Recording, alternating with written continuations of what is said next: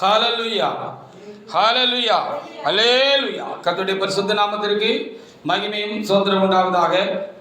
ஆண்டவருடைய பெரிதான கிருபை நமக்கு உண்டாயிருந்தபடினாலே திரும்பவும் நாம் அவருடைய பாதமாகி அவருடைய ஆலயத்திலே கடந்து வந்து அவருக்கு ஒரு பரிசுத்த ஆராதனை செய்து அதனால் உண்டான நன்மையும் ஆசீர்வாதங்களையும் பெற்றுக்கொள்வதற்கு இறைவன் எனக்கும் உங்களுக்கும் கூட இந்த நாளிலும் கூட அருள் பாராட்டினார், கிருபை இறக்கம் செய்தார். அதற்காக என் ஆண்டவருக்கு நான் அதிகமாக ஸ்தோத்திரம் செலுத்துகிறேன். பாடல் பகுதியை கர்த்தர் ஆசீர்வதித்து கொடுத்தார். நான் கொஞ்சம் பேராக இருந்தாலும் ஒரு மனப்பட்டு ஆவியோடும் கருத்தோடும் நம் தேவனாய் கர்த்தரை பாடுவதற்குரிய நல்ல ஆசீர்வாதத்தை கர்த்தர் அவருடைய வல்லமையினால் அவருடைய ஆவியினால் நமக்கு தந்தருளி கலிகூர்ந்து மகிழ்ந்து பாடும்படியாக இறைவன் நமக்கு பாராட்டின அந்த அன்பை எண்ணி நானும் என் தேவனுக்கு நான் ஸ்தோத்திரம் செலுத்துகிறேன். இந்த நாளுக்குரிய வார்த்தைகளுக்காக நான் தேவ சமூகத்தில் காத்திருந்தது உண்டு. காலங்களில் கர்த்தர் நமக்கு தந்த இந்த நல்ல வார்த்தையை இந்த நாளில் தியானிப்பதற்கு பரிசுத்த ஆவியானவர் தாமே உதவி செய்வாராக. சங்கீத புஸ்தகத்தில் 18வது சங்கீதத்தில் 29வது வசனத்தை தேவனாய் கர்த்தர் தாமே இந்த நாளிலே நமக்கு நல்லதொரு வார்த்தையாக தேவனாய் கர்த்தர் தாமே நமக்கு தந்திருக்கிறார். அந்த வார்த்தையை எடுத்த ஒரு தேவனுடைய பிள்ளை எழுந்து நின்று வாசிக்கலாம். சங்கீத புஸ்தகத்தில் 18ஆம் அதிகாரத்தில் 29வது வசனத்தை ஒரு தேவனுடைய பிள்ளை எடுத்து வாசிக்கலாம். வாசிக்க. உம்மாலே நான் ஒரு சேனைக்குள் பாய்வேன், என் தேவனாலே ஒரு மதினை தாண்டுவேன் என்று சங்கீதக்காரர் இங்கே எழுதி வைத்திருக்கிறதை பார்க்கிறோம். தாவீது ராஜா எழுதி வைத்திருக்கிறதை பார்க்கிறோம். அதற்காக நாம் ஆண்டவருக்கு ஸ்தோத்திரம் செலுத்துவோமாக. சங்கீத புஸ்தகம் 18:29 உம்மாலே ஒரு சேனைக்குள் பாய்வேன், என் தேவனாலே ஒரு மதிலை நான் என்ன செய்வேன், தாண்டுவேன், அதற்கு எனக்கு வல்லமை உண்டு, எனக்கு பலன் உண்டு என்று அவர் சொன்னதாக இங்கே எழுதப்பட்டிருக்கிறது. அந்த நல்ல வார்த்தையிலே கர்த்தர் நமக்கு தந்திருக்கிறார். அதற்காக நானும் என் தேவனாய் கர்த்தரை நான் ஸ்தோத்திரிக்கிறேன். தேவ வல்லமை ஒரு மனிதனை ஆட்கொள்ளும் பொழுது, நிரப்பும் பொழுது அவனுக்கு ஒரு அதீதமான ஒரு எக்ஸ்ட்ராடினரி அப்படின்னு சொல்லுகிற அந்த ஒரு காரியமாக என்ன செய்கிறது, ஒரு அதீதமான ஒரு நம்பிக்கை, தைரியம், பலன் அவனுக்கு உண்டாகிறது, அவனுக்குள் உண்டாகிறது என்று சொல்லி இந்த வார்த்தையின் மூலமாக நாம் என்ன செய்ய முடிகிறது, அறிய முடிகிறது. அதற்காக நாம் ஆண்டவரை நாம் ஸ்தோத்திரிப்போமாக. ஒரு மனிதனை தேவாவியானவர் தேவ வல்லமை நிரப்புகிற பொழுது அவனால் எதையும் செய்யக்கூடும், எதையும் என்ன செய்ய முடியும், எதிர்கொள்ள முடியும், சாதிக்க முடியும் என்று இந்த வார்த்தை நமக்கு சொல்லுகிற அல்லது காட்டுகிற ஒரு உண்மையாக இருக்கிறது. அல்லது அது கோடிட்டு நமக்கு காண்பிக்கிறது, அண்டர்லைன் பண்ணி காண்பிக்கிறது. ரொம்ப முக்கியம். பார்த்துக்கப்பா, உன்னை கர்த்தருடைய வல்லமை நிரப்பும்னா நீ அந்த வல்லமையினாலே தைரியம் கொண்டு, நம்பிக்கை கொண்டு, பலம் கொண்டு நீ என்ன செய்யலாம், என்ன வேணாலும் செய்யலாம், எதை நீ சாதிக்க முடியும் உன்னால் என்று சொல்லி இந்த வார்த்தை நமக்கு போதிக்கிறது. அதற்காக ஆண்டவரை நாம் ஸ்தோத்திரிப்போமாக. அவருடைய ஆவியினாலே ஒரு மனிதன் என்ன செய்ய முடியுமா, ஒரு பெரிய சேனைக்குள்ள என்ன செய்ய முடியுமா, பாய்ந்து போக முடியும், எதிர்த்து போக முடியும் என்று சொல்லி இங்கே எழுதப்பட்டிருக்கிறது. ஒரு பெரிய மதிலை என்ன செய்து விடலாம், தாண்டி விடலாம் என்று சொல்லி இங்கே எழுதப்பட்டிருக்கிறது. இந்த காலங்களில் இருக்கிற மதில்கள் எல்லாம் அந்த காலங்களில் இருந்த மதில். இப்போல்லாம் 4 அடி 5 அடி 6 அடி உயரத்துக்கு மதில் கட்டி வச்சிருக்கிறோம். அவர் ஒரு ஆள் தம் பண்ணி என்ன செஞ்சுக்கலாம், ஏறி உள்ள குதிச்சிடலாம். அதுன்னு சொன்னா பல உயரமான அடி உயரத்துக்கு இருக்கும், பல அடி உயரத்திற்கு அது என்ன செய்யும் இருக்கும், ஒரு மணி உச்சத்துக்கு மேல அந்த மதில்கள் எல்லாம் இருக்கும். அப்படிப்பட்ட மதிலா இருந்தாலும் தேவனுடைய வல்லமை என்னையும் உங்களையும் நிரப்பும் என்று சொன்னால் ஒரு தம்புல என்ன செஞ்சிடலாமா, அந்த மதிலே தாண்டிடலாம் அப்படின்னு சொல்லி சொல்லப்பட்டிருக்கிறது. மதில ஏறக்கூட வேண்டியதில்லை, தாண்டிடலாம் அப்படின்னு சொல்லப்பட்டிருக்கு. அப்படிப்பட்ட ஒரு வல்லமை உள்ள ஆவியானவர் நமக்குள்ளே இருக்கிறார், தேவனுடைய பிள்ளைகளுக்குள்ளே இருக்கிறார் என்று சொல்லி இந்த வேத பகுதி நமக்கு ரொம்ப என்ன செய்கிறது, சுட்டி காட்டுகிற, கோடிட்டு காட்டுகிற ஒரு காரியமாக இருக்கிறது. அதற்காக ஆண்டவரை நாம் என்ன செய்யணும், அதிகமாக நாம் ஸ்தோத்திரிக்க வேண்டியது ரொம்ப அவசியமான ஒரு காரியமாக இருக்கிறது. அதற்காக நானும் என் தேவனை என்ன செய்கிறேன், ஸ்தோத்திரிக்கிறேன். கர்த்தர் நமக்குள்ளே வல்லமை உள்ளவராக தேவனாய் கர்த்தர் நமக்குள்ளே இருக்கிறார். அந்த பரிசுத்த ஆவியானவர் வல்லமை உள்ளவர் என்று நாம் இங்கே என்ன செய்ய முடிகிறது, பார்க்க முடிகிறது.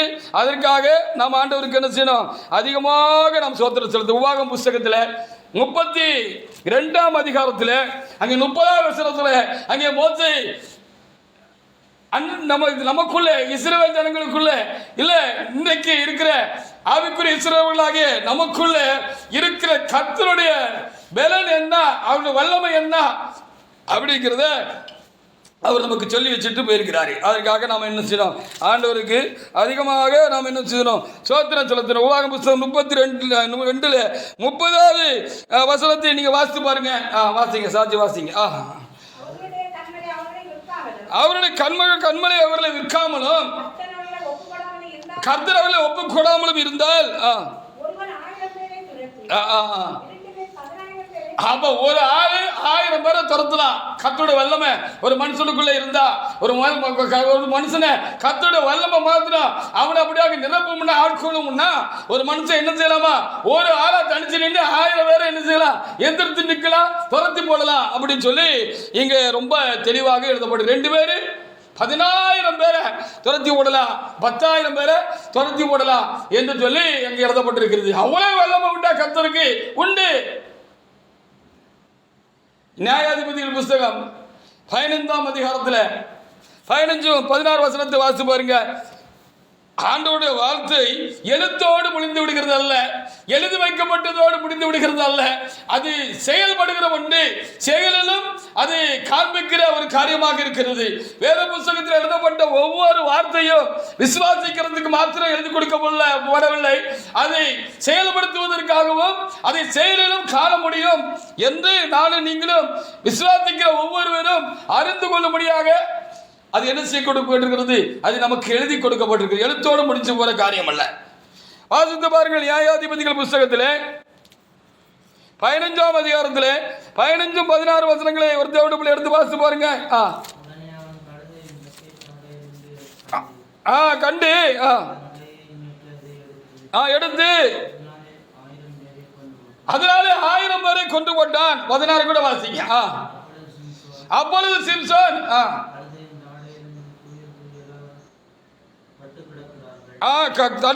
கழுதையின் தாடை எழுப்பினாலே குவியல் குவியலாக பட்டு கிடக்கிறார்கள்.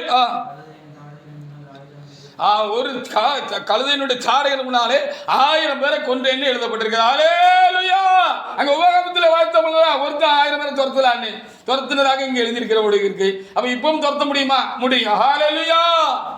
இப்பவும் ஒரு ஆளு கர்த்தருக்குள்ள சரியா இருந்தாங்க அப்படின்னு சொன்னா, பயபக்தி பரிசுத்தமாக இருந்தாங்கன்னு சொன்னா, கர்த்தர் போதும்னு இருந்தா, கர்த்தரையே சார்ந்து கர்த்தருக்காக இருக்காங்கன்னு வச்சுக்கோங்களேன். அப்ப அவர் ஒரு ஆள் தனிச்சு கர்த்தருக்காக நிக்கிற வேலையில ஒரு பெரிய கூட்டம் இன்னைக்கு ஓடி வரட்டும், நமக்கு எதிராக கலந்து வரட்டும், நமக்கு 2-3 பேர் தான் இருக்கிறோம், வரட்டும், பெரிய கூட்டமே வரட்டும், ஊரே வரட்டும். இந்த ஊரே வந்தாலும் ஒத்த மனுஷனா என்ன செய்ய முடியுமா, தனிச்சு நின்று அவங்க எதிர்த்து நிற்க முடியும், அவங்க துரத்தி போட முடியும் அப்படின்னு சொல்லி நமக்கு பார்க்க முடிகிறது. ஆமா, நம்ம பெருசா கத்தி எடுக்க வேண்டாம், கம்பு எடுக்க வேண்டாம், நம்ம என்ன செய்ய வேண்டாம், குஸ்தி தெரிஞ்சிருக்கணும், அல்ல கரத்தை தெரிஞ்சிருக்கணும், அல்ல அடிமுறைகள் தெரிஞ்சிருக்கணும் அப்படிங்கிறது அவசியம் கிடையாது. கர்த்தர் நமக்குள்ள வல்லமையா இருக்காருன்னா போதும், ஒரு மனுஷன் என்ன செய்யலாம், ஒரு பெரிய கூட்டத்தை எதிர்த்து நிற்க முடியும். ஹல்லேலூயா. அது எவ்வளவு பெரிய கூட்டமா இருந்தாலும் தெரியல, ஏன்னா அந்த வல்லமையுடைய ஆவியானவர் நிர்பயமானவர், அவருக்கு பயம்னா என்னன்னே தெரியாது. ஹல்லேலூயா. நான் வேணா பயந்தவங்களையா இருக்கலாம், நீங்க வேணா பயந்தவங்களையா இருக்கலாம் மாம்சத்தின்படி, ஆனா நமக்குள்ள இருக்கிற ஆவியானவர், அந்த பரிசுத்த ஆவியானவர் வல்லமை உள்ளவர் என்று சொல்லி இங்கே எழுதப்பட்டிருக்கிறது. அந்த வல்லமையினாலே நாம் என்ன செய்யலாம், அப்படி எந்த ஒரு காரியத்தையும் சாதிக்க முடியும் அப்படின்னு சொல்லி தான் நமக்கு இன்றைக்கு கர்த்தர் அருளுகிற ஒரு போதனையாக இருக்கிறது. பரிசுத்த ஆவியானவர் நம்மளை நிரப்பிட்டார்னு வச்சுக்கோங்களேன். ஹல்லேலூயா. இந்த பரிசுத்த ஆவியானவர் வல்லமையா என்ன உங்களை நிரப்பிட்டாரு அப்படின்னு சொன்னா, அந்த சாதியை நிரப்பிட்டாருன்னா அவர் தான். அந்த சாதி ஒரு ஆள் போதும், இந்த ஊரே கண்டு நடுங்கிற மாதிரி கர்த்தர் செஞ்சிருவாரு. ஹல்லேலூயா. ஆவியானவர் ஒரு மனுஷனுக்குள்ள வல்லமையா இறங்கி அவனுக்குள்ள இருந்து ஒரு சத்தம் போட்டாருன்னா போதும், அந்த சத்தத்துல நாடு அதிரும் அப்படின்னு சொல்லி நம்ம புரிச்சுக்கிட்டோம். ஹல்லேலூயா. ஒரு சத்தம் பரிசுத்த வல்லமையினால ஒரு மனிதனுக்குள்ள இருந்து பரிசுத்த ஆவியானவர் கர்ச்சிப்பாருன்னு சொன்னா, சிங்கம் கர்ச்சிக்கிறது எவன் பயப்படாது இருப்பான்னு சொல்லப்பட்டிருக்கிறது. ஒரிஜினல் சிங்கம் என்னது, நம்ம ஆண்டவர் தான். அவர் உள்ளுக்குள்ள இருந்து சத்தம் போட்டார் அப்படின்னு சொன்னா, அந்த சத்தத்தில் என்ன செய்யும், இந்த ஊரே நடுங்கும், எதிர்த்து வருவர்கள் பின்னிட்டு ஓடி போவார்கள் என்று சொல்லி இங்கு தெளிவாக நமக்கு எழுதப்பட்டிருக்கு. அப்படிப்பட்ட ஒரு வல்லமையுள்ள ஆவியானவர் நமக்குள்ளே இருக்கிறார். அந்த ஆவியானவர் வல்லமை உள்ளவர் என்று சொல்லி கர்த்தர் நமக்கு சொல்றார். அந்த ஆவியினாலே ஒரு மனுஷன் என்ன செய்ய முடியுமா? சேனைக்குள்ள தைரியமா பாஞ்சி போக முடியுமா? பெரிய மதிலாக இருந்தாலும் அவன் தாண்டிடுவானா அப்படின்னு சொல்லி இங்கே என்ன செய்யப்பட்டிருக்கிறது, எழுதப்பட்டிருக்கிறது. அதுபடி நாளை எழுத்தில் அல்ல, செயலிலே கர்த்தருடைய கிரிகளை நாம் காண முடியும். அந்த வல்லமையுள்ள தேவன் நமக்குள்ளே இருக்கிறார் என்பதை நாம் எப்பொழுதும் உணர்ந்திருக்க வேண்டும். ஹல்லேலூயா. ஆமா, ஆதியாகமம் 14 முதல் 16 வரைக்குள்ள வசனங்களை வாசி பாருங்க. இது தேவ வல்லமையினால் நடந்த காரியம். 5 ராஜாக்கள் 4 ராஜாக்களோட என்ன செய்தார்கள்? யுத்தம் பண்ணினார்கள் என்று சொல்லி பார்க்கிறோம். இந்த 4 ராஜாக்கள் என்ன செஞ்சாங்க? அந்த 5 ராஜாக்களையும் என்ன செஞ்சாங்க? ஜெயிச்சு, சண்டை போட்டு ஜெயிச்சு மேற்கொண்டு அவங்களையும் சிறையாக்கி, அவங்கள உடைமைகள் எல்லாம் சிறையாக்கி என்ன செஞ்சுட்டாங்க? கொண்டு போயிட்டாங்க. அப்போ ஒரு பெரிய ஒரு சண்டை அங்கே நடந்து அங்கே ஒரு முடிவு உண்டாயிருக்கிறது. இது ஆபிரகாமுக்கு சொல்லப்பட்டது. ஒரு ஓடி வந்து என்ன செஞ்சா, ஐயா இப்படி சண்டை நடந்ததுல இந்த 4 ராஜாக்களை அந்த 5 ராஜாக்களை செய்ய கொண்டு அவங்கள எல்லா காரியங்களையும் என்ன செஞ்சாங்க? சிறைப்பிடிச்சு கொண்டு போயிட்டாங்க. ஐயா உங்க தம்பி மகனும் இல்லை அண்ணன் மகனும் அதில் ஒரு ஆள் லோத்து குடும்பத்தை எல்லாம் என்ன செஞ்சுட்டாங்க? ஆடு மாடு எல்லாத்தையும் பிடிச்சு கொண்டு போயிட்டாங்க அப்படின்னு சொன்ன உடனே இவரு ஒரு தீர்க்கதரிசியா இருந்தாரு. இவருக்குள்ள கர்த்தருடைய வல்லமை இருந்துச்சு. ஹல்லேலூயா. அப்படியா? எப்படியாவது நம்முடைய சகோதரனை என்ன செய்யணும்? அந்த காரியத்திலிருந்து விடுதலாக்கி அவருடைய காரியங்கள்லாம் திருப்பி கொண்டு வரணும் அப்படின்னு ஒரு வேகம் இவருக்குள்ள உண்டாயிற்று. அது ஆவியினால் உண்டாயிற்று. அதற்காக நாம் ஆண்டவருக்கு அதிகமாக நாம் ஸ்தோத்திரம் செலுத்துவோமாக. அப்ப என்ன நடந்துச்சுன்னு சொல்லி அங்க பாருங்க. ஆதியாகமம் 14 முதல் சில வசனங்களை வாசிக்கலாம். வாசிக்க.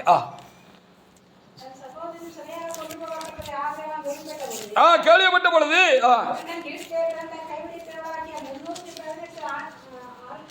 ஆமா ஆயுதம் தரிப்பித்து தானின் ஊர் மட்டும் அவர்களை தொடர்ந்து ஆமா ஆமா பவுஞ்சிகளாக அவர்கள் மேல் விழுந்து அவர்களை முறியடித்து துரத்தி சகல பொருட்களையும் அவர் திருப்பி கொண்டு வந்தான். லோத்தையும் திருப்பி கொண்டாரு, காப்பாத்தினாரு அப்படின்னு எழுதப்பட்டிருக்கு. அல்லேலூயா. 5 ராஜாக்கள் 4 ராஜாக்களோட மோதினாங்க. அந்த 4 ராஜாக்களத்தில் இந்த 5 ராஜாக்கள் தோத்து போனாங்க. அதில் சோதாம் ராஜாவும் ஒருத்தர்னு முந்தின வசனங்கள்ல அங்கே எழுதப்பட்டிருக்கு. அப்போ ஒரு பெரிய படைபலமும் புஜபலமும் உள்ள ஒரு பெரிய கூட்டம், ஆயிரக்கணக்கான சோல்ஜர்ஸ் அங்கே இருந்திருப்பாங்க. இவங்க பாருங்க ரொம்ப சொற்பமான நம்பர்ல தான் இவங்க போனாங்க. ஆபிரகாமும் அவர்களோட இருந்த ஆட்களும் அப்படின்னு சொல்லி நம்ம ரொம்ப தெளிவாக என்ன செய்ய முடிகிறது? இங்கே நம்ம பார்க்க முடிகிறது. ரொம்ப சொற்பமான ஆட்களோடு என்ன செய்தாங்க? அவங்க போனாங்க அப்படின்னு நம்ம பார்க்கிறோம். வீட்டில் பிறந்த 318 பேர் கூட தான் போனாங்க. ஒரு 308 பேர் போனாங்க. அதை 2-3 கூட்டமாக பவுஞ்சா பிரிஞ்சு போய் அவங்க மேலே விழுந்தாங்க. அவங்க அடியில் அந்த இராணுவமே என்ன செஞ்சிச்சு? செதறி சின்ன பின்னமாகி போயிட்டுன்னு சொல்லி வேத்து எழுதப்பட்டிருக்குது. ஹல்லேலூயா. அப்போ இவங்க அடிக்கல, இவங்களுக்குலாம் இருந்த கர்த்தருடைய வல்லமையினால இவங்க என்ன செஞ்சாங்க? அந்த இராணுவத்தை இவங்க முறியடிச்சாங்க. அடி ஒவ்வொரு அடியும் இடி மாறி விழுந்திருக்கிறது. ஹல்லேலூயா. கர்த்தர் சத்தப்பட்டு இருப்பார். இவங்க அடிக்கிற ஒரு அடி மாதிரி சத்தமும் இடி வழக்கம் போல இருந்திருக்கும். அப்படி ஒரு சவுண்ட் போட்டுட்டு பரிசுத்தாவில வல்லமையில நிறைஞ்சி ஆபிரகாம் பாஞ்சு போயிருப்பாரு. அவரை கூட போன கூட்டத்துக்கும் அந்த பவர் உண்டாயிருக்கும். அந்த சத்தத்திலையும் அந்த அடியிலையும் அவங்க கலங்கி சிதறி ஓடி போயிட்டாங்க. எல்லாத்தையும் போட்டுட்டு ஓடி போயிட்டாங்க. அந்த 4 ராஜாக்களும் அந்த ராணுவ கூட்டங்கள் பார்க்கிறார். எல்லாத்தையும் திருப்பி கொண்டு வந்தார் அப்படின்னு சொல்லி அங்கே எழுதப்பட்டிருக்கிறது. ஆனால் அப்படி நான் தேவனுடைய பிள்ளை, இப்படிப்பட்ட ஒரு வல்லமை நமக்கு உண்டாயிருக்குமானால் நாமும் எதையும் செய்யலாம். அப்படிப்பட்ட வல்லமை உள்ள ஆவியானவர் தான் எனக்குள்ள உங்களுக்குள்ள இருக்கிறார். இப்ப சைலண்டா இருக்கிற மாதிரி இருக்கிறது. அவர் எப்போ அவர் சத்தம் விடுவார்னு நமக்கே தெரியாது. ஹல்லேலூயா. ஆனால் அவர் சைலண்டா இருக்கிற மாதிரி இருக்கு.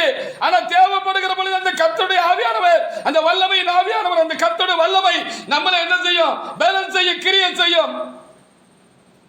அதை நம்மளும் காண்போம். ஆனபடினால நம்ம என்ன செய்யணும்? நாம் அந்த ஆவியானவருடைய கட்டுப்பாட்டுக்குள்ள நம்முடைய ஜீவியம் காணப்படணும். அதான் ரொம்ப முக்கியமான ஒரு காரியம். அந்த ஆவியானவருடைய கட்டுப்பாட்டுக்குள்ள நம்ம என்ன செய்யணும்? நம்முடைய ஜீவியம் என்ன செய்யணும்? காணப்படணும். அதான் இப்ப ரொம்ப முக்கியமான காரியம். அவருடைய கட்டுப்பாட்டுக்குள்ளே எப்பவும் இருக்கணும். அவர் சைலண்டா இருக்காரு, சத்தம் கொடுக்க மாட்டேங்காரு, அவர் ஒரு கிரியை செய்யல அப்படின்னு சொல்லி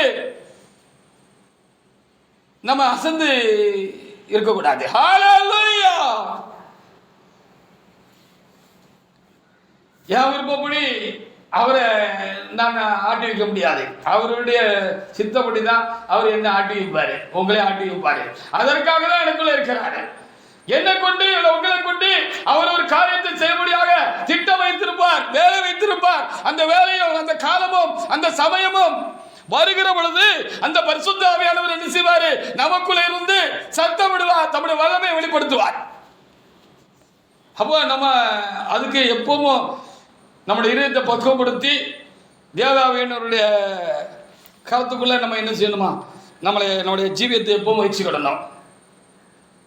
பரிசுத்தம் இல்லாமல் அந்த வல்லமை உள்ள தேவனாய கர்த்தர் எவரிடத்திலிருந்து தம்முடைய வல்லமை வெளிப்படுத்துகிறது இல்லை.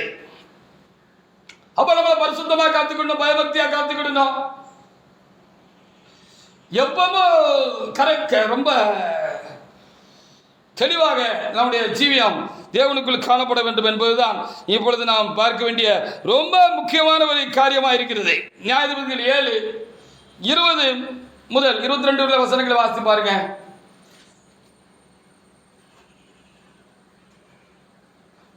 கிதியோனை குறித்து அங்கு சொல்லப்பட்டிருக்கிறது. சின்ன கிதியோன் தான். சின்ன கிதியோன், சின்ன தாவீது, சின்ன சாமுவேலு, சின்ன பவுல். அவர் சவுலா இருக்கிற வரைக்கும் கர்த்தருடைய கிரியில் அவர் காண முடியல, உணர முடியல, பார்க்க முடியல, நடப்பிக்க முடியல. அவர் எப்போ சின்ன ஆளா ஆனாரோ, பவுல ஆனாரோ, அப்போ என்ன செஞ்சுட்டான்? அவரை கொண்டு தேவனாய் கர்த்தர் என்ன செஞ்சார்? நம்முடைய பலத்த செய்களை கிரிகளையும் கர்த்தர் நடப்பித்தார் அப்படின்னு சொல்லி வேத புத்தகத்திலே நம்ம என்ன செய்யப்பட்டு பார்க்க முடிகிறது. இங்கேயும் கிதியோனை குறித்து அங்கே நமக்கு தெளிவாக எழுதப்பட்டிருக்கிறது. அதற்காக நாம் ஆண்டவருக்கு நாம் சோத்திரம் செலுத்துவோமாக. வாசிக்கலாம். நியாயாதிபதிகள் 7:20 முதல் சில வசனங்களை வாசிக்கலாம். வாசிக்க.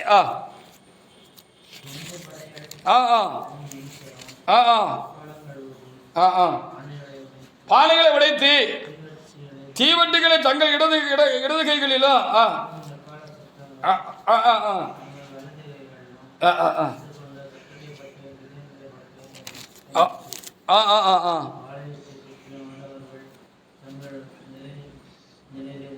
நின்றார்கள். எல்லாரும் கூச்சல் போட்டு என்ன செஞ்சுட்டாங்களா? ஓடி போயிட்டாங்க. அப்படி கர்த்தர் அடுத்தாலையும் உள்ள வசனங்களை நீங்க வாசித்து பார்த்தீங்கன்னு சொன்னா, கிதியோனுடைய கூட்டத்தையும் அடிச்சு நொறுக்கணும்னு வந்தாங்க. ஒருத்தருக்கு ஒருத்தர் அவங்களே அடிச்சுக்கிட முடியாது. கர்த்தர் ஒரு பட்டயத்தை ஒருவருக்கு விரோதமாக அவங்க கூட்டத்துக்குள்ளே பெரிய கலசல் உண்டாயிட்டு அப்படின்னு சொல்லி அங்கே எழுதப்பட்டிருக்கிறது. அவங்க கூட்டத்துக்குள்ளே பெரிய கலகம் உண்டாயிட்டு அவங்க பட்டயம் ஒருவருக்கு விரோதமா எழுப்பிட்டு அப்படின்னு சொல்லி அங்கே எழுதப்பட்டிருக்கிறது. அவர்களே ஒருத்தர் குத்திட்டு செத்து போயிட்டான். இதான் கர்த்தருடைய வல்லமை. ஹல்லேலூயா என்று அங்கே எழுதப்பட்டிருக்கிறது. யுத்தம் உங்களுடையதல்ல, அது கர்த்தருடையது என்று எழுதப்பட்டிருக்கிறது. நாம் கர்த்தருக்காக யுத்தம் செய்யும்படியாக யுத்த சன்னதராக புருஷராக தேவ சமூகத்திலே தெரிந்து அழைக்கப்பட்டு தேவ சமூகத்திலே நாம் இருக்கிறோம். இப்பொழுது நாம் தேவனுடைய யுத்த சன்னதர்களாக இருக்கிறோம், யுத்த வீரர்களாக இருக்கிறோம், கர்த்தருக்காக யுத்தம் செய்ய வேண்டியவர்களாக இருக்கிறோம். யுத்தம் கலப்பது கர்த்தரால் வருகிறது. இந்த கர்த்தர் நமக்குள்ளாக இருந்து தம்முடைய வல்லமையினால் யுத்தம் கலப்பார். அது சரியான நேரத்தில் சமயத்தில் அவர் தம்முடைய வல்லமையை வெளிப்படுத்துவார். அப்போ அது கர்த்தருடைய வல்லமை தான் எல்லாத்தையும் செய்யுது அப்படின்னு சொல்லி நம்ம பார்க்கிறோம். நம்ம பலவீனமாக இருந்தாலும் நமக்குள்ளே இருக்கிற ஆண்டவர் பலவீனமானவர் அல்ல. நம்ம சின்னாளாக இருந்தாலும் நமக்குள்ளே இருக்கிற ஆண்டவர் சின்னாள் கிடையாது. அவர் வல்லமை உள்ளவர், ரொம்ப பெரியவர் அப்படின்னு நம்ம உணர்ந்திருக்கணும். அதற்காக ஆண்டவருக்கு நாம் சோத்திரம் செலுத்தலாம். அந்த வல்லமை நம்மளை நிரப்பிட்டுன்னா ராஜாக்களை எதிர்த்து நிற்க முடியும்னு தானியேல் புத்தகத்தில் நம்ம பார்க்கிறோம். தானியேல் 3ஆம் அதிகாரத்தில் 16 முதல் 18 வரைக்குள்ள வசனங்கள்ல நான் எப்பவும் அடிக்கடி வாசித்த காரியம்தான். ஒரு நாட்டுடைய பிரதமருக்கு நேருக்கு நேரம் மூஞ்சிக்கு மூஞ்சி நின்று முகத்துக்கு நின்று மிஸ்டர் டேஸ் டேஸ் டேஸ் உமக்கு நாங்கள் பதில் சொல்லணும்னு எங்க அவசியம் இல்லை. நாங்கள் ஆராதிக்கிற கர்த்தர் டேஸ் டேஸ் டேஸ் உம்மை விட பெரிய ஆளு. ஹல்லேலூயா. அதெல்லாம் நாங்கள் அவரை ஆராதிக்கிறோம். உமக்கு டேஸ் டேஸ் டேஸ் உமக்கு பயப்பட வேண்டியது அவசியம் இல்லை. டேஸ் டேஸ் டேஸ் உமக்கு பயப்பட வேண்டிய அவசியம் இல்லை. உம்மை பார்த்து கலங்க வேண்டிய அவசியம் கிடையாது. எங்களுடைய கர்த்தர் எங்களுக்குள்ள இருக்காருயா. அவரு நினைச்சாருன்னா டேஸ் டேஸ் டேஸ் உண்மையை இல்லாம ஆக்கி போடுவாரு அப்படின்னு தைரியமா முகத்துக்கு முன்பார்த்து டேஸ் டேஸ் கிட்ட என்ன செய்ய முடியும்? நம்ம தைரியமாக பேச முடியும் என்று சொல்லி பேசினார்கள் என்று சொல்லி இங்க நம்ம பார்க்கிறோம். வாசித்து பாருங்க தானியேல் புத்தகத்துல 3:16-18 வசனம் 16 முதல் 18 வசனங்களை ஒரு வாசிக்கலாம். வாசிங்க. எடுத்தவங்க வாசிங்க. ராஜாவை நோக்கி ஆமையா உமக்கு ஒன்று நான் பதில் சொல்லணும் எங்களுக்கு ஒன்று அவசியம் கிடையாது. ஆமையா நாங்க ஆராதிக்கிற தேவன் உம்ம கிட்ட இருந்து உம்ம ராணுவத்துக்கிட்ட இருந்தோம் நீ இந்த மூட்டி வைத்திருக்கிற இந்த தீ சுவாலையில இருந்தும் எங்களை காப்பாத்திருக்கிறதுக்கு வல்லமை உள்ளவரியா.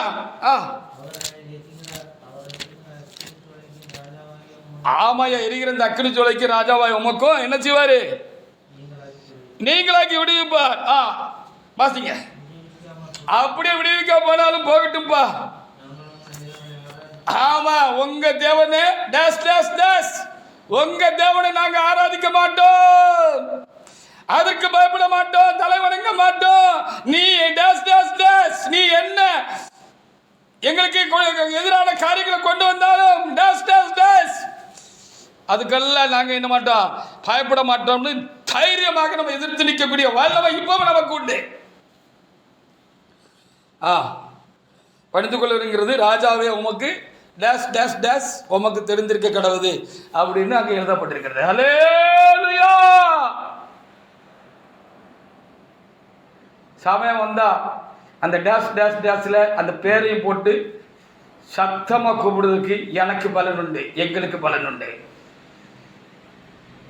அந்த வல்லமை எங்களை நிரப்பி அப்படி செய்கிற பொழுது தேசமே திரும்பி பார்க்க முடியாத வல்லமையான காரியங்களை என்னுடைய தேவனாய் கர்த்தர் சாத்ராக் மேசாக் ஆபேத்நேகோ உடைய தேவனாய் கர்த்தர் என்ன செய்வார்? அப்படி செய்வார். அவருக்கு அவ்வளவு வல்லமை உண்டு, அவர் வல்லமை உள்ளவர். ஹல்லேலூயா. அந்த வல்லமைக்கு முன்பாக எதிர்த்து நிற்கக்கூடிய எந்த ஒரு வல்லமை இந்த உலகத்தில் இல்லை, ஈரேல் உலகத்திலே இல்லை.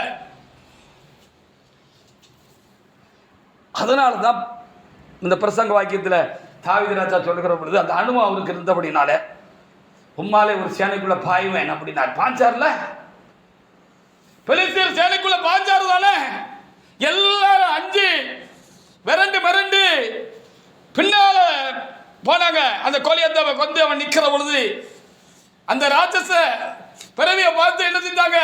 எல்லாரும் அவன் வந்து சேனைக்கு முன்பாக இஸ்ரவேல் சேனைக்கு முன்பாக கொக்கரித்து நின்ற பொழுது இஸ்ரவேலின் தேவனை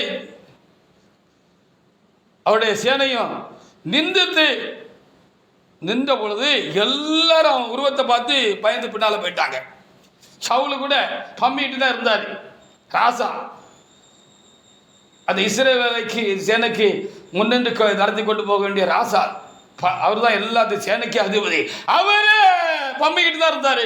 ஆனா அந்த சின்ன தாவீதுக்குள்ள கர்த்தருடைய வல்லமை இருந்தது. ஹல்லேலூயா. கர்த்தருடைய அபிஷேகம் அவர் மேல இருந்தது, கர்த்தருடைய வல்லமை அவருக்கு இருந்தது. அந்த வல்லமை உள்ள பரிசுத்த ஆவியானவர் அவருக்குள்ள இருந்தாரு. அதனால அவர் சேனைக்குள்ள பாஞ்சு போனாரு அப்படின்னு எழுதப்பட்டிருக்கு. அப்போ கர்த்தருடைய வல்லமை மாத்திரம் என்ன உங்களை நிரப்புனா போதும், செய்ய வேண்டியதை செய்து முடிச்சிடலாம். ஹalleluya. வல்லமை நிரப்புனா செய்ய வேண்டியது செய்து முடிச்சிடுவாரு நம்ம ஆண்டவர். நம்ம வல்லமை உள்ள தேவன். செஞ்சு முடிச்சிடுவாரு. செஞ்சு முடிச்சிடுவாரு. செஞ்சு முடிச்சிடுவாரு.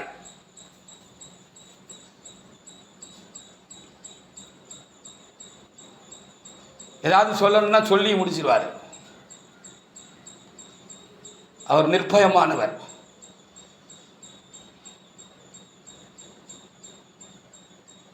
சிங்கத்தின் வாயை அடைச்சி போட்டுச்சுன்னு நம்ம வேதத்தில் பார்க்கிறோம். தானியேலே, நீ இடவிடாமல் ஆராதிக்கிற உன்னுடைய தேவன் உன்னை தப்பிக்கிறதற்கு வல்லமுள்ளவராக இருந்தாரா? தானியேலுடைய தேவன் தானியேல் கூட இருக்குது. அவருடைய செயல்பாடுகளையும் அந்த ராஜா அறிஞ்சிருந்தபடினால அவருக்கு கூட ஒரு நம்பிக்கை இருந்துச்சு. கண்டிப்பா தானியேல் தேவன் வல்லமை உள்ளவர். அவர் என்ன செய்வார்?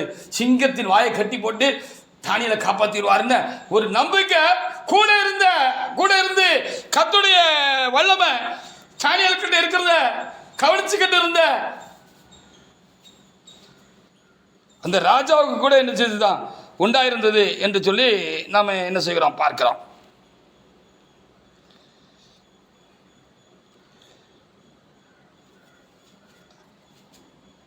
அப்படி அவர் தூக்கி சிங்கப்பையில போட்ட பொழுது சிங்கத்தினோட வாயை ஆண்டவர் என்ன செஞ்சிட்டாரு? கட்டி போட்டுட்டாரு அப்படின்னு சொல்லி நம்ம பார்க்கிறோம். ஹalleluya. அது நம்ம எழுதியிருக்கு பார்க்கிறோம். அதுக்காக நாம் நன்றி செலுத்துவோம். எந்த ஒரு சக்திக்கும் மிஞ்சின சக்தி இறை சக்தியாக இருக்கிறது.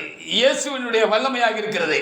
பரிசுத்த ஆவியானுடைய வல்லமையாக இருக்கிறது. எல்லாவற்றை காட்டிலும் அதற்கு ரொம்ப வல்லமை உண்டு. சிங்கத்தின் வாயை கட்டு அவருக்கு வல்லமை உண்டு. கப்பல் யாத்திரை மோசம் போக்கி கரை ஒதுங்கி அங்க ஒரு தீவுல போய் பவுலும் அவர் கூட போன கைதிகளும் இராணுவ கூட்டமும் கப்பல் ஆட்களும் யாத்திரைக்காரரும் போய் ஒரு தீவில் ஒதுங்கினாங்க. அவங்க தீவார் அவங்கள அரவணைத்து அவங்களுக்கு வேண்டிய சலக்கரணையெல்லாம் செஞ்சு கொடுத்தாங்க அப்படின்னு சொல்லி புத்தகத்தில் எழுதப்பட்டிருக்கிறது. அப்படி ராத்திரி நேரமாக இருந்துச்சு, குளிர்காலமாக இருந்துச்சு. அதனால நெருப்பு மூட்டி அவங்களுக்கெல்லாம் நிறுத்தினாங்க. அனல் உண்டாக அவங்களுக்கு எல்லா காரியங்களையும் சலக்கரணையும் செஞ்சு கொடுத்தாங்க. அப்போ அங்கே நெருப்பு எரிய வைக்கிறதுக்கு அங்கே பக்கத்தில் இருந்தாங்க. அந்த விரவை எடுத்து பவுல் அப்படி போட்டாரு அப்படின்னு சொல்லி சொல்லப்பட்டிருக்கிறது. ஹalleluya. அப்படி போடுகிற பொழுது அதுல இருந்து உள்ளுக்குள்ள ஒரு என்ன விரியம் பாம்பு அதுல இருந்திருக்கு. அது என்ன செஞ்சிருக்கு? பவுல் ஐயா கையை கவ்விட்டு வசமா பிடிச்சி கடிச்சிட்டு தொங்கி இருக்கு. கடிச்சிட்டு ஓடிவிட போல தொங்கி இருக்கு. அப்ப வசமா கடிச்சிருக்கு. எல்லாரும் நினைச்சாங்க இந்த மனுஷன் கொஞ்ச நேரத்தில் வாயில நுரதள்ளி சடுதியா கீழே வந்து செத்து போயிடுவான் அப்படின்னு நினைச்சாங்க. அப்படின்னு எழுதப்பட்டிருக்கலாங்களா? அவர் அசால்ட்டா அந்த பாம்பை கீழே உதறி போட்டுட்டு அவர் வீக்கம் கட்டு சாகலை. அப்படி ஒரு வல்லமை உள்ள ஆவியானவர் அவங்களுக்குள்ள இருந்தார். ஹல்லேலூயா. சாவுக்காக எதுவான யாது ஒன்றை கொடுத்தாலும் அது உன்னை சேதப்படுத்தாது. சேல்களையும் விரியல் பாம்புகளையும் மிதிக்கும் அதிகாரம் உனக்கு கொடுக்கப்பட்டிருக்கிறது என்று வேதத்தில் சொல்லப்பட்டது. சும்மா எழுதி வைக்கல.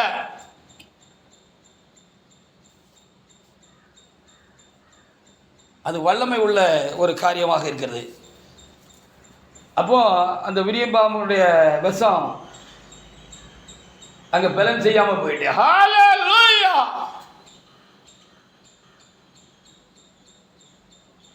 அப்போ கர்த்தருடைய ஆவியானவர் எத்தனை வல்லமை உள்ளவர் அப்படின்னு சொல்லி நம்ம இந்த வாக்கியங்கள் மூலமாக நம்ம என்ன செய்ய முடிகிறது? பார்க்க முடிகிறது. அதற்காக நாம் ஆண்டவருக்கு அதிகமாக நாம் ஸ்தோத்திரம் செலுத்துவோமாக. 1 ராஜாக்கள் 13:4. நீட்ட கையை அப்படி நின்றுட்டு ஹல்லேலூயா. அன்னைக்கு மாத்திரமா நடந்துச்சு, இன்னைக்கு நடக்கும், இனியும் நடக்கும், என்னிலும் நடக்கும், உங்களிலும் நடக்கும். கர்த்தர் தாம் யார் என்று தமக்கு சித்தமானவர்களுக்கு, இந்த தேசத்திற்கு, இந்த நாட்டுக்காரர்களுக்கு, இந்த ஜனக்கூட்டத்துக்கு தம்மை வெளிப்படுத்த வேண்டும் என்று அவர் சித்தம் கொண்டு விடுவார் என்று சொன்னால் இன்றைக்கும் இனியும் நடக்கும். என்னிலும் நடக்கும், உங்களிலும் நடக்கும்.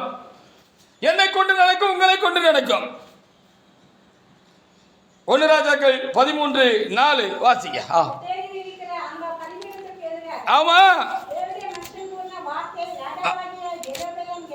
கேட்ட பொழுது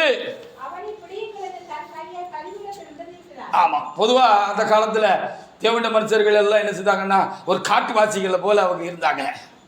யோவான் ஸ்நானங்களை குறித்து கூட அப்படிதான் சொல்லப்பட்டிருக்கு. அவருக்கு அதிகமாக என்ன செய்தார், காட்டுக்குள்ளேயே தான் அதிகமாக இருந்தார். தேவைப்படும் போது ஊருக்குள்ளே வந்து அவருக்கு உபதேசித்தார், ஞானஸ்நானம் கொடுத்தார் அப்படின்னு எழுதப்பட்டிருக்கிறது. அவரை பார்க்கறதுக்கு ஒரு என்ன சொல்றது, ஒரு ஒரு பார்த்த உடனே ஒரு பெரிய ஆளு அப்படி நினைக்கிற மாதிரி இல்லை, ஒரு பைத்தியக்காரன் போல அவங்க இருந்திருப்பாங்க போல இருக்கு அந்த காலங்களில். ஹல்லேலூயா. அவன் அவர் காட்டு தேனதான் புசித்தாரு, வெட்டுக்கிளியை தின்னுட்டு நல்ல தாடிக்கடியெல்லாம் வளர்த்துட்டு தலைமுடியோட என்ன செஞ்சிருப்பாரு, பார்க்கறதுக்கு கொஞ்சம் ஒரு மாதிரி இருந்திருப்பாரு போல இருக்கு. அப்படிதான் அந்த காலத்துல தேவன மனுஷன் சொல்றவங்களா அநேகமா இருந்திருப்பாங்க போல தெரிகிறது. அப்படிதான் இந்த ஒரு தேவன மனுஷன் வந்து இவரை எச்சரிச்சாரு, இந்த யெரொபெயாமை எச்சரிச்சாரு. எச்சரிச்சோடனே பார்க்கறதுக்கு பண்டார மாதிரி இருக்கான், சரியான பண்டாரமா இருக்கா, இவன் நம்மள பார்த்து தைரியமா இப்படி சொல்றானே அப்படின்னு சொல்லி இவருக்கு கடு கோபம் வந்துட்டு, ஏன்னா இவர் ராஜா இல்ல, யாரால ராஜாவானம் என்று சொல்லி யெரொபெயா மறந்து போய்விட்டார். அந்த நேரத்தில் நாம் ராஜாவானது யாரால, 10 கோத்திரத்துக்கு ராஜாவானது யாரால இருக்கிறத இந்த யெரொபெயா மறந்து போயிட்டாரு. அந்த கர்த்தருடைய நாமத்தினால இந்த தேவனுடைய மனுஷன் வந்து நம்மளை எச்சரிக்கிறாருங்கிற உணர்வு இல்லாம போயிட்டு அந்த நேரத்தில் தலக்கணம் வந்துட்டு என்னையா சொல்லுத அப்படின்னு சொல்லி பிடிங்க அவனை அப்படின்னு சொல்லி ஒரு கையை நீட்டினார். அல்லேலூயா. நீட்ல கையை அப்படி நின்றுட்டான். அப்போ ஒரு 50 பேர் சேர்ந்து ஒரு உண்மை உள்ள ஒரு ஊழியக்காரனை அடிக்கிறதுக்கு இப்பவும் வரட்டும், இல்லை தாக்குறதுக்கு எதற்காக வரட்டும், இல்லது வாய்க்கு வந்தபடி பேசுறதுக்கு வரட்டும், நாக்கு உள்ள இழுத்துறோம், நீட்டின கை முடங்காது. பிறகு இவர் தான் அவர் கையை என்ன செய்யணும், தேவடத்தில் பணிஞ்சு குனிஞ்சு மண்டாடி அந்த கையை திரும்பவும் லெவலாக்கி விடணும், நாவை திரும்பவும் அவிழ்த்து விடணும். அது இப்பவும் நடக்கும், இனியும் நடக்கும், என்னிலும் நடக்கும், உங்களில் நடக்கும். ஹல்லேலூயா. தேவைப்படும் பொழுது கர்த்தர் தம்முடைய வல்லமை வெளிப்படுத்துவார். எந்த இடத்துல தேவையோ எப்ப தேவையோ அப்பொழுது கர்த்தருடைய வல்லமை என்னிலிருந்து உங்களிலிருந்து வெளிப்படும். அவர் நிர்பயமான தேவன். அந்த தேவனாலே ஒரு பெரிய நம்பிக்கையும் தைரியம் நமக்குள்ள அந்த வேலையில் அந்த வல்லமையினால உண்டாகி அந்த வல்லமையினால நம்ம என்ன செய்வோம், செய்ய வேண்டியதை செய்து முடிச்சிருவோம். ஹல்லேலூயா. முடிச்சிருவோம். தேசமே எதிர்த்து வந்த அதை பற்றி நமக்கு கயம் இல்லை, பயம் இல்லை.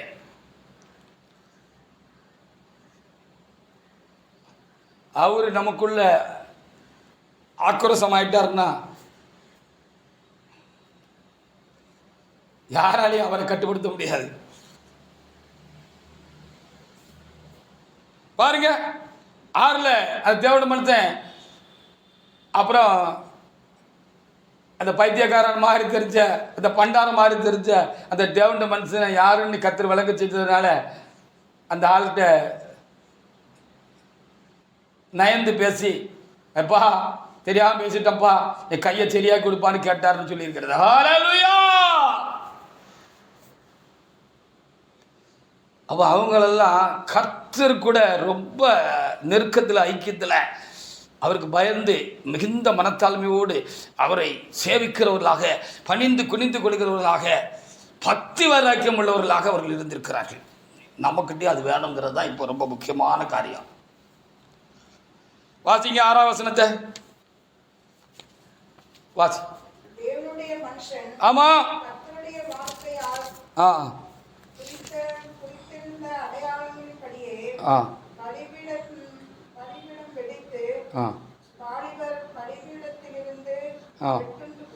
பலிபீடத்தில் கொட்டுட்டு போயிட்டு 6 வாசிங்க. அடுத்த வசனம். ஆமா. பிரயோஜனமாக ஆமா ஆமா ஆமா ஆமா குனிஞ்சு பணிஞ்சு கேட்டாரு, தப்பா என் கையை பழைய மாதிரி சரியாக்கி கொடுப்பா அப்படின்னு சொல்லி கேட்டாரு. ஆமா, வாசிங்க. ஆமா, வருந்தி விண்ணப்பம் செய்தான். ஆமா, நம்ம ஆண்டவர் இரக்கமுள்ளவர், அவருடைய அடியார்களும் இரக்கமுள்ளவங்க. ஹல்லேலூயா! யாரையும் தண்டிக்கணும் அப்படிங்கிறது ஆண்டவருக்கு சித்தமான காரியம் அல்ல. அவங்களுடைய தப்பிதங்கள் அவங்களுக்கு தண்டனை கொண்டு வந்துருது. அப்படி தண்டிக்கப்படுகிற பொழுது அந்த தண்டனைக்காக தம்முடைய தப்பிதங்களை எண்ணி உணர்ந்து யாரா இருந்தாலும் தங்களை தேவனுக்கு முன்பாக தாழ்த்துகிற பொழுது அவர் இரக்கமுள்ளவராக இருந்து என்ன செய்கிறார்? மன்னித்து விடுகிறார். ஹல்லேலூயா! திரும்ப அவங்க வாழ்க்கையை சரி பண்ணிடுறார், புதுப்பித்திருந்தார். இதான் காரியம் அப்படின்னு சொல்லி நம்ம பார்க்க முடிகிறது. இவைகளுக்காக நாம் ஆண்டவருக்கு நம்ம என்ன செய்யணும்? அதிகமாக நம்ம சோத்திரம் செலுத்துக்கணும். அந்த வல்லமை, அந்த பரிசுத்த வல்லமை, அந்த பரிசுத்த ஆவியின் வல்லமை இயேசுகிட்ட சம்பூர்ணமாக இருந்துச்சான். யோவான் 3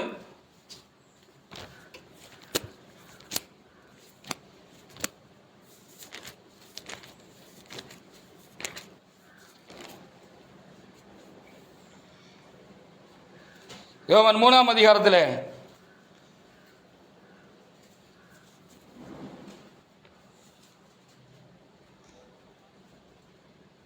அவர் தம்முடைய ஆவி அவருக்கு அளவில்லாமல் கொடுத்திருந்தார் அப்படின்னு சொல்லி ஒரு வசனம் இருக்கும். வாசித்து பாருங்க. நம்பர் 3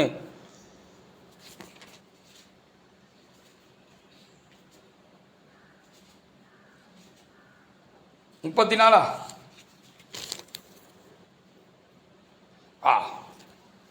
34 வாசிங்க. 3:34. ஆமா, தேவனால் அனுப்பப்பட்டவர் தேவனுடைய வார்த்தைகளை பேசுகிறார். ஆமா, இடம் பொருள் ஏவலெல்லாம் சூழ்நிலை எல்லாம் பார்க்காம எந்த ஒரு இடத்துல கர்த்தருடைய வார்த்தை பேசுறதுக்கு கூட அந்த வல்லமை தேவையா இருக்கிறது. ஹல்லேலூயா! இடம் பொருள் ஏவலு சூழ்நிலை சந்தர்ப்பம் ஆளு முகம் அவங்களுடைய அதிகாரம் இதெல்லாம் பார்த்தா கர்த்தர் சொல்ல வேண்டிய வார்த்தையை ஒரு இடத்துல போய் சொல்ல முடியாது. ஹல்லேலூயா! சொல்ல முடியாது.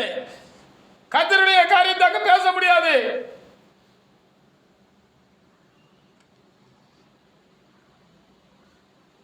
தேவன் அவருக்கு என்ன செய்திருக்கிறார்? தமது ஆவியை அளவில்லாமல் கொடுத்திருக்கிறார். அன்லிமிட்டெட். ஹல்லேலூயா! இவ்வளவு நாள் ஒரு கணக்கு வைக்கல, அளவில்லாம அந்த வல்லமை அவர்கிட்ட தெரிந்துச்சு அப்படின்னு சொல்லி ரொம்ப தெளிவாக எழுதப்பட்டிருக்கிறது. மனிதர்களாக நமக்கு ஒருவேளை அளந்து கொடுக்கப்பட்டிருக்கலாம். 1 கொரிந்தியர் 12:7 வாசித்து பாருங்க. 1 கொரிந்தியர் 12:7 மனிதர்களாக நமக்கு கொஞ்சம் அளந்து ஆண்டவர் கொடுத்திருக்கலாம். ஆனா ஏசப்பாவுக்கு அளந்து கொடுக்கல, அளவில்லாம அவர் தம்முடைய ஆவியை அவருக்கு, அவருடைய வல்லமையை அவருக்கு அளவில்லாம கொடுத்திருந்தார் ஏசப்பாவுக்கு. 1 கொரிந்தியர் 12:7 வாசிக்கலாம். ஆமா, ஆவியானுடைய அனுக்கிரகம் அவனுடைய பிரயோஜனத்திற்கென்று அளிக்கப்பட்டிருக்கிறது. நான் ஊழியம் செய்கிறேன், எனக்கு ஊழியத்துக்கு அவசியமான தேவையான காரியங்களை, தேவையான வல்லமையை அந்த ஆவியானவர் கொடுத்துருக்கிறார். நீங்கள் விசுவாசிகளாக இருக்கிறீங்க, உங்களுக்கு சில காரியங்களை தந்திருக்கிறாங்க, வேத வாசிக்கிறீங்க, அது கர்த்தருடைய வல்லமையினால தான் உங்களால் வாசிக்க முடிகிறது. அல்லேலூயா! ஆரம்பத்தமும் பண்ணுங்கன்னு சொல்றான், அழகா ஜெபம் பண்றீங்க, கர்த்தருடைய வல்லமை நிரப்புறதுனால தான் நீங்க ஜெபம் பண்றீங்க. அல்லேலூயா! ஆவியில களி கொடுத்து மகிழ்ந்து கர்த்தருக்கு ஆராதனை செய்கிறீங்க, கர்த்தருடைய வல்லமை நிரப்புறதுனால தான் நீங்க என்ன செய்றீங்க? ஆவியில் நிறைந்து களி கொடுத்து கர்த்தருக்கு ஆராதனை செய்கிறீங்க, பாடுகிறீங்க, அழகா பாட்டு கட்டுறீங்க, ரொம்ப நேர்த்தியா. எல்லாத்துக்கும் அந்த வல்லமை தான் காரணம். யார் யாருக்கு எது எது தேவையோ அவைகளை கர்த்தர் என்ன செய்திருக்கிறாரு, கொடுத்திருக்கிறாரு சொல்லி இந்த வேதவசனம் நமக்கு சொல்லுகிறது. அவனுடைய அனுக்கிரகத்துக்காக எல்லாம் என்ன செய்யப்பட்டிருக்கிறதா, அது கொடுக்கப்பட்டிருக்கிறது என்று சொல்லி இந்த 12 நம்ம வாசித்தோம். அவனுடைய அனுக்கிரகம் அவனுடைய பிரயோஜனத்துக்காக கொடுக்கப்பட்டிருக்கிறது. ஹல்லேலூயா! பாடுறவங்களுக்கு கொடுத்திருக்கிறாரு, ஊழியம் செய்கிற வல்லமையை கர்த்தர் ஊழியம் செய்கிறவருக்கு கொடுத்திருக்கிறாரு, பிரசங்கிக்கிற பொழுது பிரசங்கிக்கிறதுக்கு கர்த்தர் வல்லமையை கொடுக்கிறாரு. ஹல்லேலூயா! அந்த வார்த்தை வல்லமை உள்ளதாக இருக்கிறது. அது ஒரு ஆத்மாவை உருவ கடக்கிறதாக இருக்கிறது. ஹல்லேலூயா. அந்த வார்த்தைக்கு வல்லமை இருக்கிறபடினாலே அந்த வார்த்தை பலவீனமான ஒரு சகோதரனை ஒரு சகோதரியை கேட்டுக்கொண்டிருக்கிற ஒருவரை அது என்ன செய்கிறது? நிமிர்ந்து நிற்க செய்கிறது, எழும்பி அல்லது எழுப்பி விடுகிறது. ஹல்லேலூயா.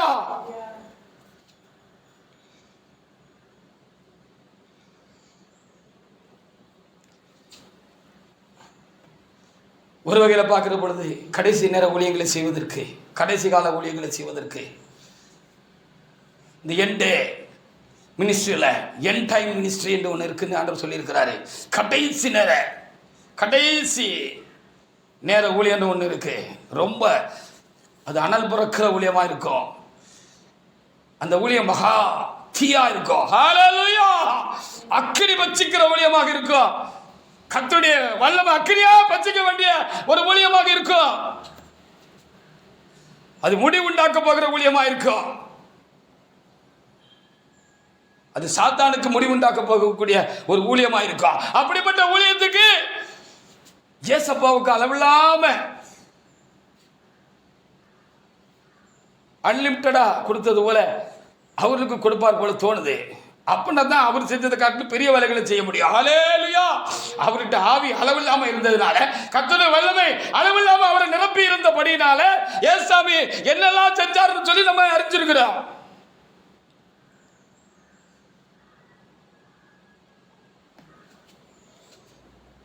யோவான் 14:12. யோவான் 14:12. ஆண்டவர் இப்படி சொல்லியிருக்காரு தானே. இப்படி ஒரு வேலை இருக்குது தானே. ஆண்டவர் செஞ்சதை காட்டிலும் ஒரு பவர்ஃபுல்லான ஒரு வேலையை ஒரு கூட்டம் செய்யணும்னு ஆண்டவர் இங்கே திட்டமாக எழுதி வச்சுட்டு போயிருக்காரு தானே. அவருடைய சீசர்கள் செய்வார்னு எழுதி வச்சுக்கிட்டு போயிருக்காரு தானே. அப்ப அது செய்யணும் தானே.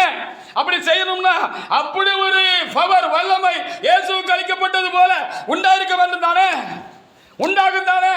அப்படி ஒரு வல்லமையை கர்த்தர் தம்முடைய கடைசி காலங்களில், தம்முடைய கடைசி கால ஊழியத்தில், தம்முடைய கடைசி கால ஊழியக்காரர்களிடத்தில், தெரிந்து கொள்ளப்பட்டவர்களிடத்தில் அவர் இறக்குவார் தானே. இந்த வல்லமையை இறக்கணும் தானே, இறக்குவார். வாசிங்க யோவான் 14:12. மெய்யாகவே மெய்யாகவே நான் உங்களுக்கு சொல்லுகிறேன், நான் என் பிதாவிடத்துக்கு போகிறபடினால்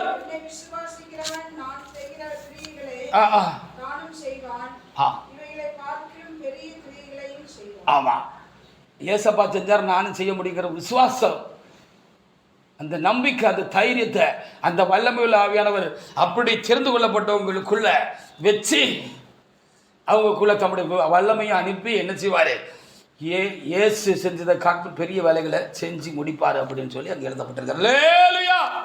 இயேசு செஞ்சதை காட்டில பெரிய வேலையை செய்யணும், ஒரு கூட்டம் செய்யணும், செய்வாங்க அப்படின்னு இயேசுவானவர் தீர்க்க தரிசனமாக இங்கே எழுதி வைத்து விட்டு போயிருக்கிறார். அப்படிதானே? அப்போ ஒரு கூட்டம் எழும்பும் தானே, எழும்பணும் தானே. ஒரு பரிசுத்தமுள்ள ஒரு கூட்டம் எழும்பணும் தானே, எழுப்பப்படும் தானே. அந்த வல்லமையுள்ள ஆவியானவர் எழுப்புவார் தானே, அவர்களை பரிசுத்தப்படுத்துவார் தானே. பரிசுத்தமாகுவதற்கு பரிசுத்த வல்லமை தேவையா இருக்கிறது. அற்புதங்களை நடப்பதற்கு அற்புதத்தின் வல்லமை தேவையா இருக்கிறது. நோய்களை சுகமாக்க அந்த நோய்களை சுகமாக்கிற வல்லமை தேவையாக இருக்கிறது. வேதத்தில் எழுதப்பட்டிருக்கிறது அல்லவா, அப்பொழுது நோய்களை குணமாக்கத்தக்கதாக வல்லமை கர்த்தரிடத்திலிருந்து வெளிப்பட்டது என்று சொல்லி அங்கே வேதத்தில் எழுதியிருக்கிறதா. அப்படியான அப்படி ஒரு கூட்டம் வேணும் தானே, வரும் தானே, வரப்போகுது தானே. அது தீர்க்கதரிசனமாக எழுதப்பட்டிருக்கிறது தானே. இதுவரைக்கும் யாரும் செய்யாத ஒரு பெரிய வேலையை கர்த்தருக்காக செய்யும்படியாக அந்த கூட்டம் எழும்ப வேண்டும் தானே. அது யோவேல் புத்தகத்தில் எழுதப்பட்டிருக்கிறது தானே.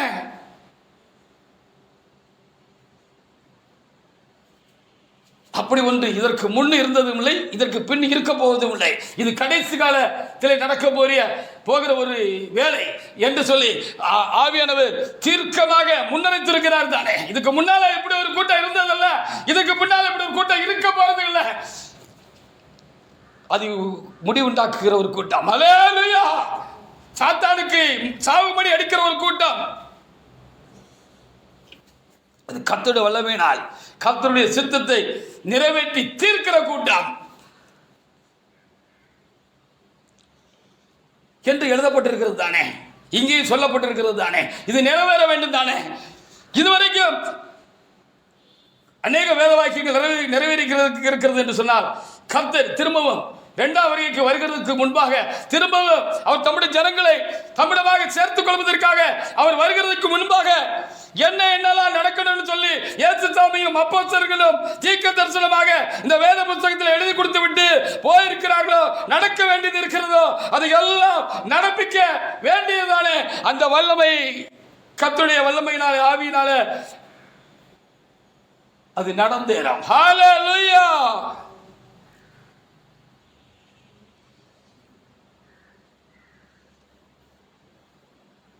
எல்லாத்துக்கும் வல்லமை தேவையா இருக்கிறது. எபேசியர் 6:12-13 தீமை எதிர்க்கிறதுக்கு வல்லமை வேணும்.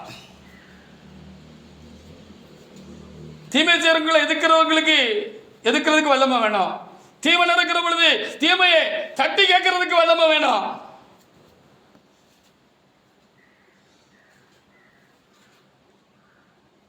அந்த வல்லமையில் என்ன தட்டி கேட்க முடியாது. எபேசியர் 6:12-13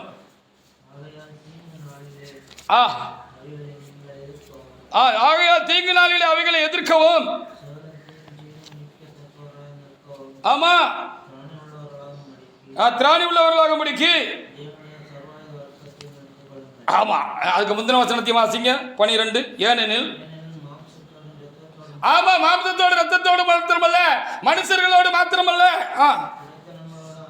இந்த மனுஷர்கள் ஆளுகிறார்களே, இந்த துறைமார்க்கத்தார்களுடைய துறைத்தனத்தோடு மாத்திரமல்ல, இந்த அரசாங்கங்களோடு மாத்திரமல்ல, இந்த உலக அரசாங்கங்களோடு மாத்திரமல்ல,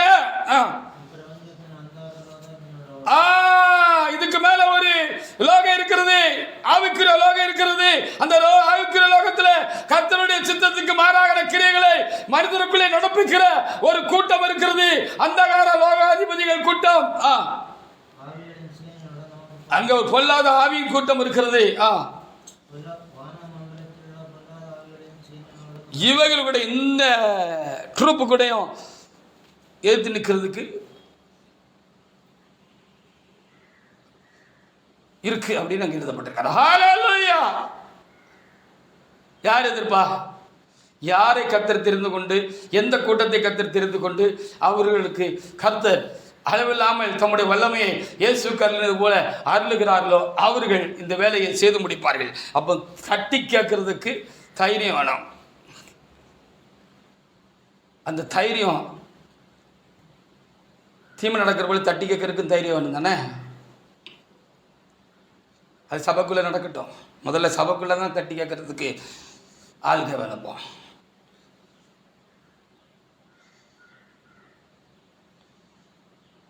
யாக்கோபு 1:12 அப்போ தீமை சகிக்கிறதுக்கும் வல்லமை வேணும். யாக்கோபு 1:12 வாசிங்க, எடுத்தவங்க வாசிங்க.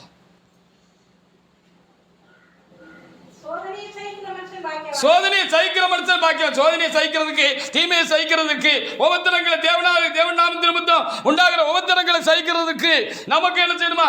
அதுக்கு பலன் வேணும், வல்லமை வேணும். அந்த பரிசுத்த வல்லமை தான் நம்மை பலப்படுத்த வேண்டும். கர்த்தருக்காக தீங்கு அனுபவிக்கவும் வல்லமை வேணும். எல்லாத்துக்கும் அந்த வல்லமை வேணும். நம்முடைய பலத்தினால தேவ காரியங்களை ஒன்றையும் நாம் சாதிக்க முடியாது, செய்ய முடியாது. 2 தீமோத்தேயு 2:3 2 தீமோத்தேயு 2:3 நீ நல்ல போர் செய்வனாக இயேசுக்காக தீங்கு அனுபவி அப்படின்னு சொல்லப்பட்டிருக்கிறார். ஹல்லேலூயா. கர்த்தருக்காக தீங்கு அனுபவிக்கிறதுக்கு வல்லமை வேணும். இல்லைன்னா விட்டுட்டு ஓடிடுவான்.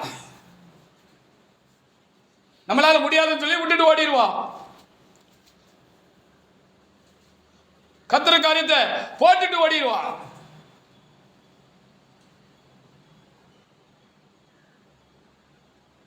நம்மளை ஒளிஞ்சுக்கிடுவோம். வாசிங்க 2 தீமோத்தேயு 2:3.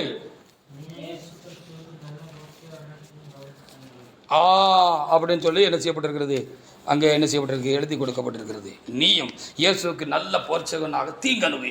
நான் ஆண்டவருக்காக கஷ்டப்படுறேன், நஷ்டப்படுறேன், பலவிதமான துன்பங்களையும் உபத்திரங்களையும் பல போராட்டங்களையும் நான் அனுமதிக்கிறேன். நீனும் அவருக்காக ஒரு நல்ல போர்ச்சகனாக இருந்து தீங்கு அனுபவிச்சு பழகிக்கா. கர்த்தருக்காக தீங்கு அனுபவிக்க பழகிக்க. ஹல்லேலூயா. கர்த்தருக்காக சாதிக்கணும்னா கர்த்தருக்காக தீங்கு அனுபவிக்கணும். அப்போ தீங்கு அனுபவிக்கிறதுக்கும் வல்லமை வேணும், முடிவு வந்து நிற்கிறதுக்கும் வல்லமை வேணும். மத்தேயு 24:13.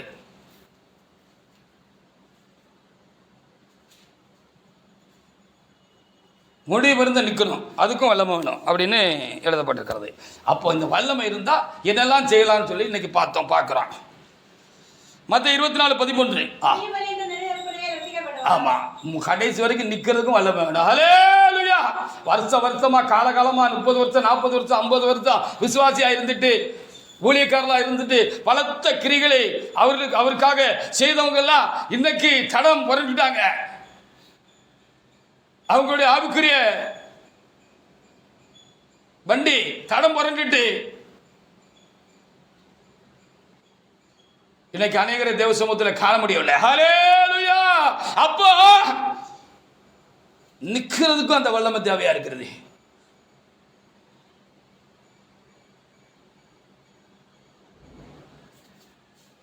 எபேசியர் 6:13 வாசித்து முடிக்கலாம். அப்போ மறுபடியும் திரும்ப வாசித்து முடிக்கலாம். எபேசியர். அப்போ எல்லாவற்றையும் செய்து முடிக்க நமக்கு திராணி வேணும், வல்லமை வேணும். அப்போ நம்ம செய்து முடிச்சிடலாம்.